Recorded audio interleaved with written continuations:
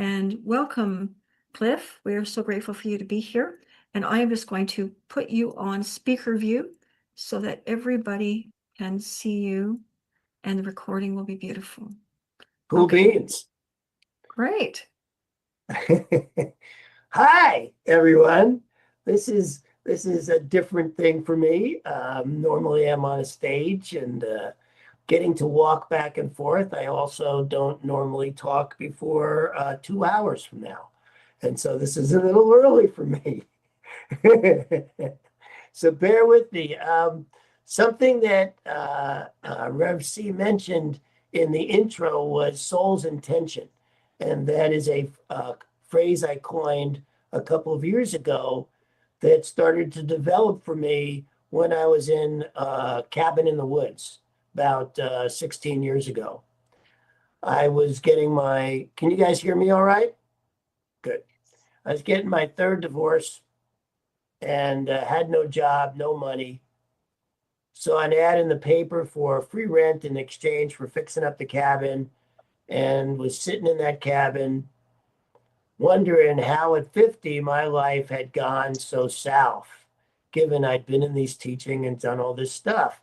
And, a lot of affirmations. And yet I had, as I mentioned, no money, no prospects, just sitting in that cabin in the woods going, what happened? Because I'm actually a pretty bright guy. And so I couldn't understand, given all the work I had done in affirmations, how my life had gone south. And I and I had now had the time to really take a look at that. I was in that cabin for almost 3 years. And in that time, discovered some things about myself and about these teachings that was on a deeper level than I had anticipated. One of the things that I was struggling with was the idea that people say that intuition is sometimes wrong. And I'm here to tell you today that it's never wrong. That what's wrong is how we interpret what it is that's going on and how we think about intuition. So, for instance, there's a word in our society that's called counterintuitive. And I'm here to say nothing is counterintuitive, but many things are counterinstinctual. And so what happens is we confuse instinct with intuition. And in doing so, lead ourselves down a road of thinking that intuition is sometimes wrong, where our instinct is definitely sometimes wrong. And I'm going to give you some examples of this. The first one is about turning in the direction of a skid. If you've ever hit black ice, you guys live in Canada, right? If you've ever hit black ice or in a car, the instinct is to turn away from the skid. Not intuition. It's actually intuition that came up with the idea that actually turned into it. And yet the term is coined counterintuitive, but it's counterinstinctual. When we talk about a gut reaction, we are talking about instinct. We are not talking about that higher self, that full being knowing that constantly is guiding us forward. The next thing about, so are we clear about that? I mean, you don't have to agree with me. I just want to make sure you understand what it is I'm saying. The next piece about this is that full being knowing, that sense of self that guides us forward. Our intuition is not psychic. It's not here to tell us that what is going to happen next. Our intuition, what I am coining soul's intention, is constantly guiding you to being your best self. It's not guiding you towards riches, though that may come. It's not guiding you towards your best job, though that will come. It's not guiding you towards this perfect and wonderful life. Our soul's intention, step by step, guides us towards being who we have come here to be. And what I have learned is as long as I am in touch with who I have come here to be, as long as I am in touch with that next step that is mine to take through my soul's intention, life takes care of itself in ways that are miraculous, absolutely miraculous. We underestimate the power of miracle in most of our lives. Most of us think that we have to be logical. We have to follow what makes sense. And yet there is a power inside of us that is so much larger than what makes sense. It is really extraordinary as a working practice. It has been for me as a working practice to follow that which is highest and best, and to know the difference between a gut instinct and a full being knowing that carries me forward to whatever it is that is mine to do next. I came out of that cabin, and one of the things that happened is I began to develop this idea of our intuition is never wrong, that there is a large difference between instinct and intuition, and that this intuition piece, this soul's intention piece, is guiding us towards being our best. It got me to a place of where I started asking the question of who am I being now, rather than what is going on. You know, I tend to at any moment not focus on what's going on out here. Instead, who am I being in here? And from that place of being, allow what to happen out here come from that higher space. And a lot of times, it just takes a lot of the time, it just takes care of itself in ways that I could have never logically figured out or moved forward with. I mean, Dr. Ernest Holmes has this great line that in Science of Mind, our founder, Dr. Ernest Holmes, and I'll be quoting him because, you know, that's the books I've read and that's what I've studied and that's what I know. Transformation, actually, it was Aurobindo, his buddy, who said this. Transformation does not rectify, it transmutes. And our tendency is to want to rectify, to fix, to change. Something we think is not right out here, needs fixing, needs changing, and we get in there and do that. And every time we do, we miss the opportunity for transformation.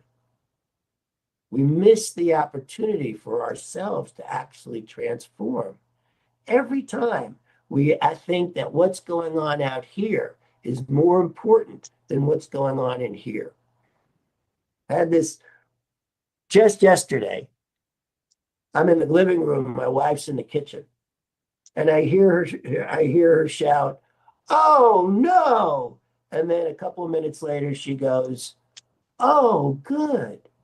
And I thought, that's what every human has ever done throughout history of humankind, right? This is what we do all day, every day. We're going, "Oh no," or we're going, "Oh, good." And then we go, "Oh no," and then we go, "Oh, good." I mean, think about the game last night. How many times were you like, "Oh no," and then you were like, "Oh, good," and then you're like, "Oh no," and then there maybe were a couple of "oh no's" in a row. But every time Mooney's got a hit, "Oh, good."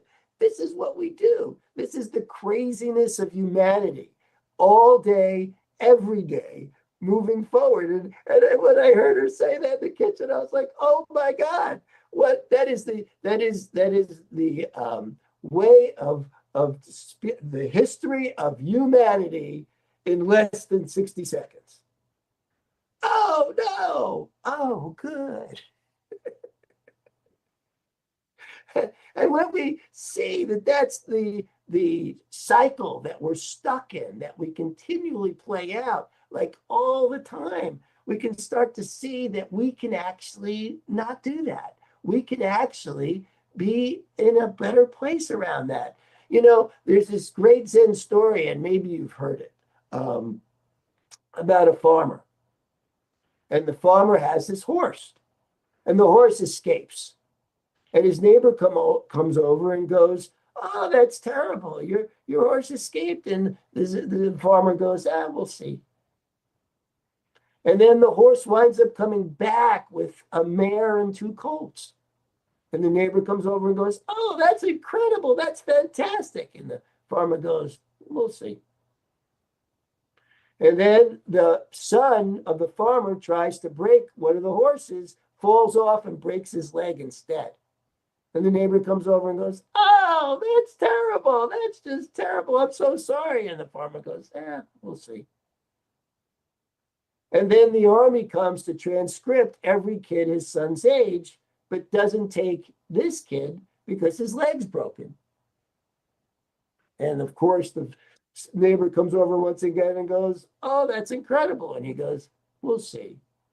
We don't actually know when something happens that we think is bad as to how great or bad that might be. My time in that cabin in the woods, I went in there devastated. And I look back on that as the greatest changing point in my life. That nothing that ever occurred in my life would have impacted me the same in terms of the trajectory that my life has taken since then. Meeting my current wife, the different ministries I've had, even getting into the idea that, it wasn't as if I had this, bolt of lightning and called a ministry and thought, okay, this is what I was meant to do with my life. That never happened to me. What it did was step by step, finding my way through my soul's intention until all of a sudden I found myself in a position that I love.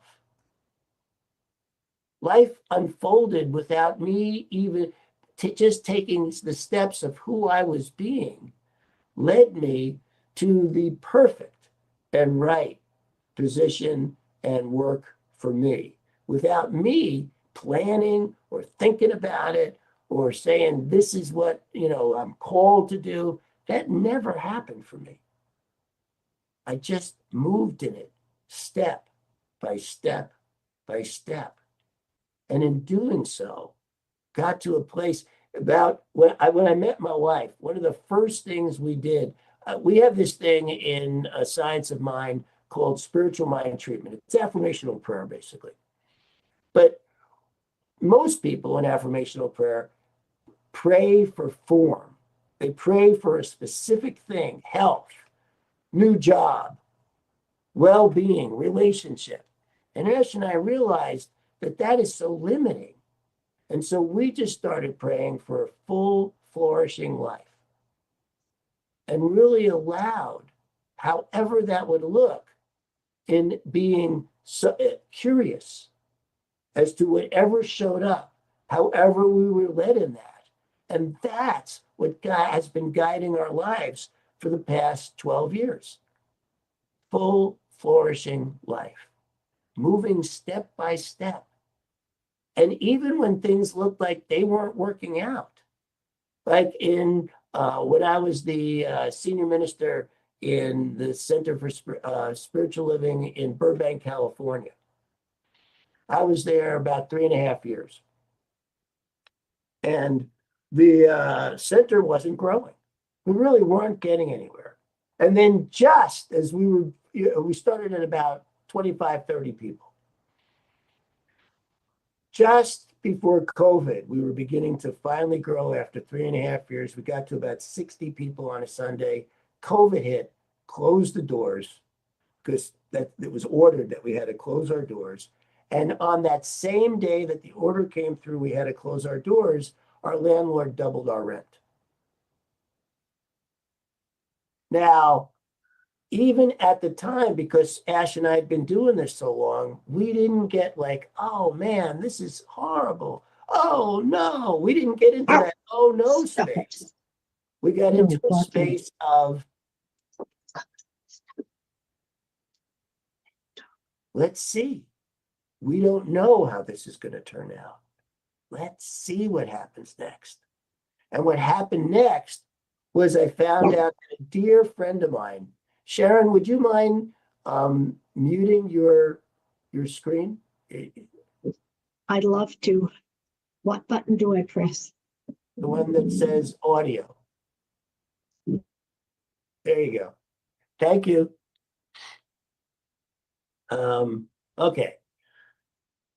I had just learned that a dear friend of mine in Asheville, North Carolina, had had a stroke and was the minister of the Center for Spiritual. Was one of the ministers of the Center for Spiritual Living in Asheville. So when our center in Burbank closed, I thought it was the perfect time to go support my friend in Asheville. So instead of taking what happened in Burbank as a devastation, we took it as, oh, this is our next step. And so we went to Asheville, and where I supported the two ministers there, John and Barbara Waterhouse, in what they needed for Barbara's transition.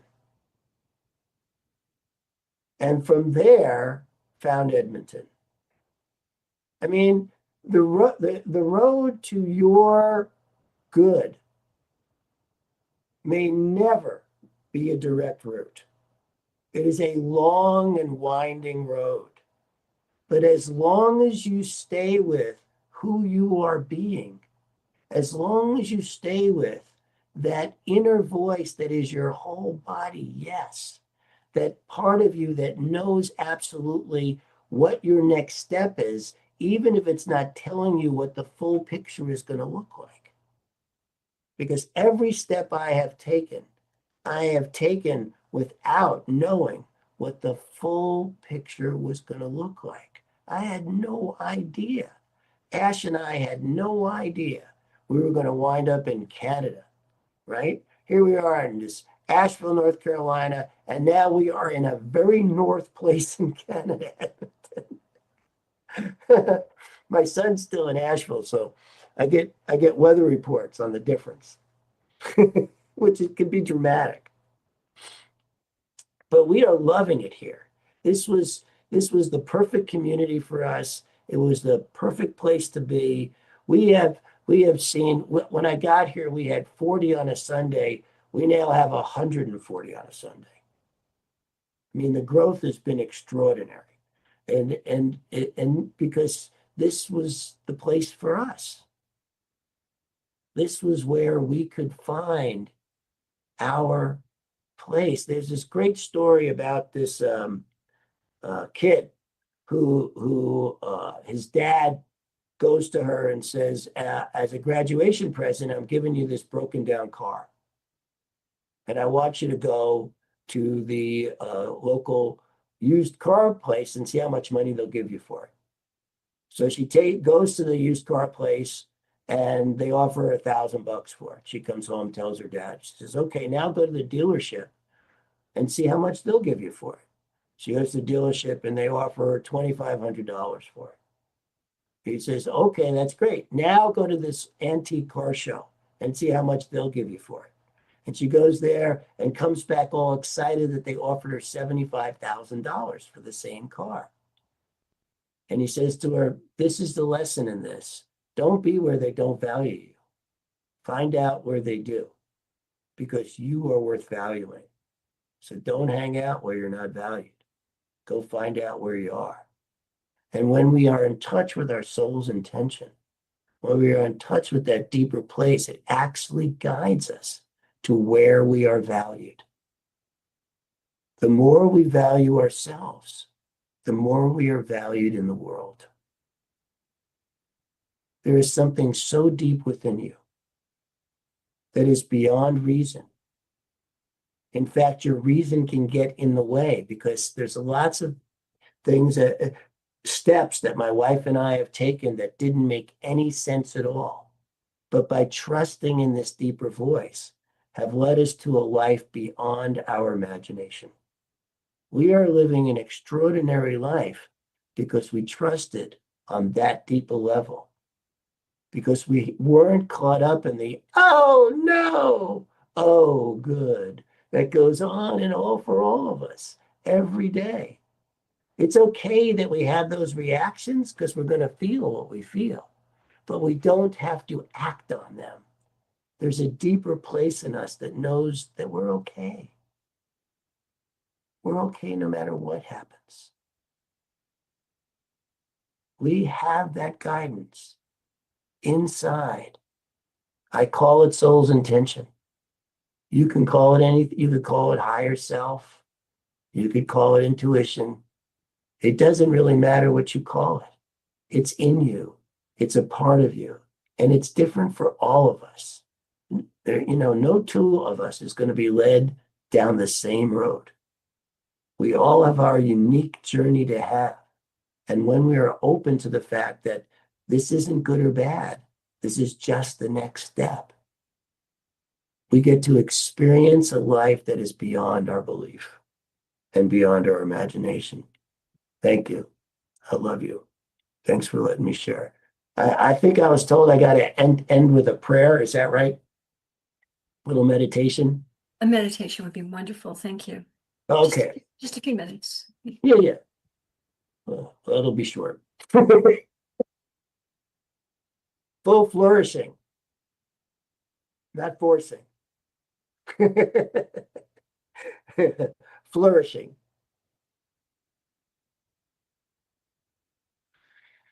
All right, well, take a deep breath, sit back, relax, and if you're comfortable, close your eyes.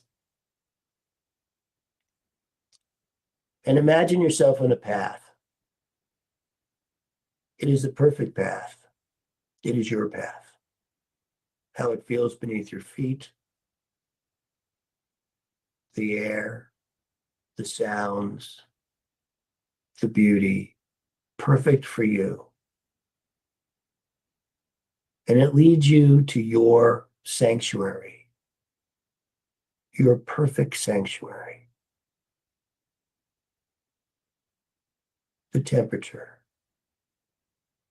the sights, the sounds, how it feels beneath your feet. The smells are absolutely perfect. In the center of your sanctuary is a chair. It is the perfect chair. It is your chair. So perfect that when you sit in it, you feel the ah. Take another deep breath and relax even more. And from this safe space, imagine your higher self is right there with you.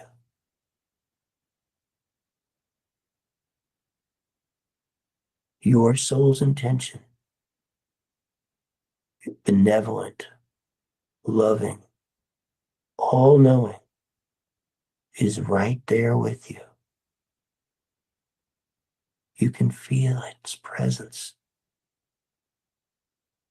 And you feel safe in its knowing because it's looking out for you, for your highest and best, for you becoming all you came here to be.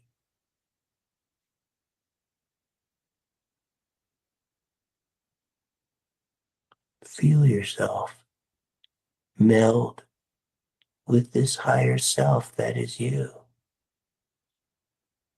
Feel it in your heart. Feel it in every cell of your body. This absolute knowing that life is for your good and that every step can be guided by this benevolent part of you that knows everything. Take another deep breath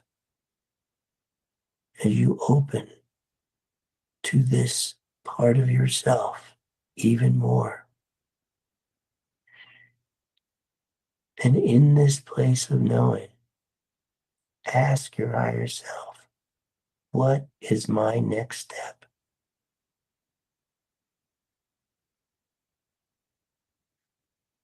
And allow the answer to permeate your being.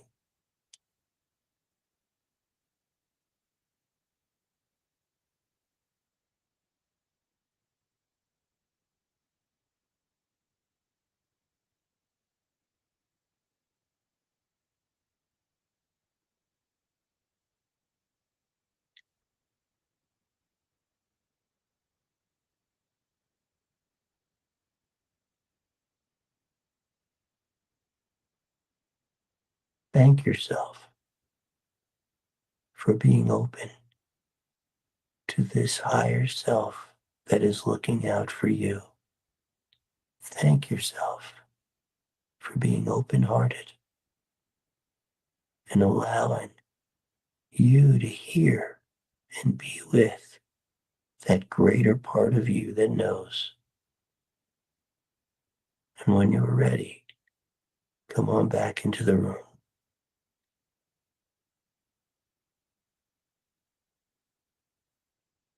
That part is always with you. That is you in your larger self, ever present, ever knowing. Thank you. Thank you for listening, being with me in this.